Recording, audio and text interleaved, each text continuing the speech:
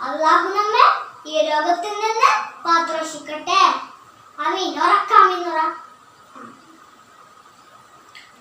ഇന്ന് നമ്മൾ പഠിക്കാൻ പോകുന്നത് അഖ്ലാഖിലെ 3-ാമത്തെ പാഠമാണ്, പുതിയ പാഠം. പാഠത്തിന്റെ പേര് കേൾക്കുമ്പോൾ എല്ലാവർക്കും ആവേശം, സന്തോഷം എല്ലാം തോന്നും. പറയട്ടെ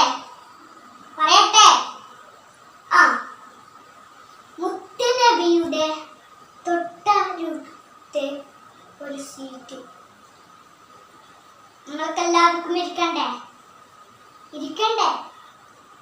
ഇരിക്കണമെങ്കിൽ നമ്മൾ നല്ല സൽസ്വഭാവികളാണ്. സൽസ്വഭാവികൾ എന്ന് പറഞ്ഞാൽ എന്താണ്? അതിന് കുറച്ച് ലക്ഷണങ്ങളുണ്ട്. പറയട്ടെ. പരസ്പരം സ്നേഹിക്കുക, പുഞ്ചിരിക്കുക, ബഹുമാനിക്കുക, സഹായിക്കുക. ബഹുമാനിക്കുക പറഞ്ഞാൽ എന്താണ്? മാതാപിതാക്കളെ അനുസരിക്കുക, ഉസ്താദുമാരെ ബഹുമാനിക്കുക. പുഞ്ചിരിക്കുക എന്ന് പറഞ്ഞാൽ എന്താണ്?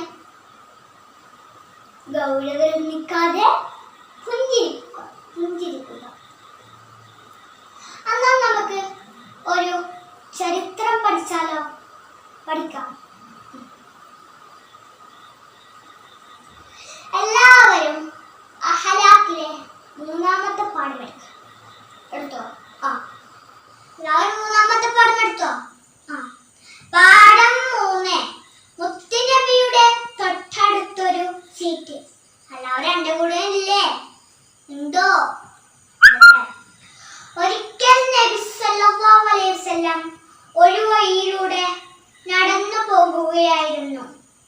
പെട്ടെന്ന് പിന്നിൽ നിന്ന് ഒരു അയറാബി നബിയുടെ കഴുത്തിലുണ്ടായിരുന്ന ഉരത്ത കരയുള്ള പുതപ്പ് പിടിച്ചു ശക്തിയായി പിന്നോട്ട് വലിച്ചു.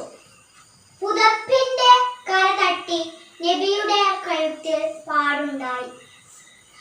അവൻ പറഞ്ഞു, മുഹമ്മദേ, നിന്റെ അടുക്കലുള്ള അല്ലാഹുവിന്റെ ധനത്തിൽ നിന്ന് എനിക്ക് നൽകാൻ ഉത്തരവിടുക. തിരിഞ്ഞു നോക്കിയ നബി സല്ലല്ലാഹു അലൈഹി വസല്ലം പുഞ്ചിരിയോടെ അവനെ നൽകാൻ കൽപ്പിച്ചു. നബി തങ്ങൾ ദേഷ്യപ്പെടുകയോ വെറുപ്പ് കാണിക്കുകയോ ചെയ്തില്ല. ഓക്കെ, ഇന്ന് ഇത്രയും മതി.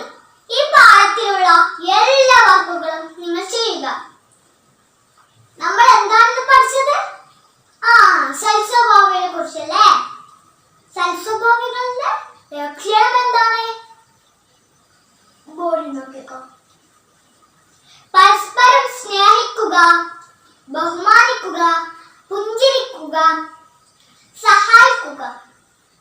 ഇതൊക്കെ ഉണ്ടെങ്കിലേ നമുക്ക് സ്വർഗത്തിൽ നബി സല്ലല്ലാഹു അലൈഹി വസല്ലം തങ്ങളുടെ അടുത്ത് സീറ്റ് കിട്ടുകയുള്ളൂ. സീറ്റ് കിട്ടാൻ അല്ലാഹു തൗഫീഖ് നൽകട്ടെ. ആമീൻ. ഇൻഷാ അല്ലാഹ് അടുത്ത ക്ലാസ്സിൽ കാണാം. അല്ലാഹു അനുഗ്രഹിക്കട്ടെ. അസ്സലാമു അലൈക്കും വറഹ്മത്തുള്ളാഹി. സ്വല്ലല്ലാഹു അലാ മുഹമ്മദ് സ്വല്ലല്ലാഹു അലൈഹി വസല്ലം. സ്വല്ലല്ലാഹു അലാ മുഹമ്മദ് സ്വല്ലല്ലാഹു അലൈഹി